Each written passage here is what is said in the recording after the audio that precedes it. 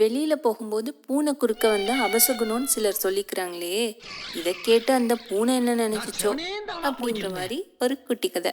இந்த சகுனம்லாம் நிறைய பாக்குற மாதிரி ஒரு ராஜா காலையில ஏதோ கடுகடுன்னு எந்திக்கிறாரு.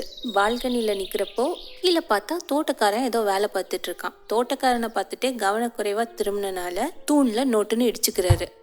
ஆ அப்படின்னு கத்துன உடனே தோட்டக்காரனும் இவரை நிமிர்ந்து பாக்குறான். தலையில அடிப்பட்ட கடுப்புல தோட்டக்காரனோட தலைய சீவ சொல்லிடுறாரு.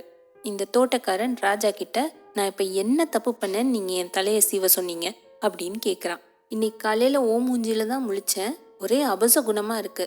உன்ன மாதிரி ஒருத்தன் நாட்டுல இருக்கிறது எல்லாருக்குமே பிரச்சனை தான், அதனாலதான்.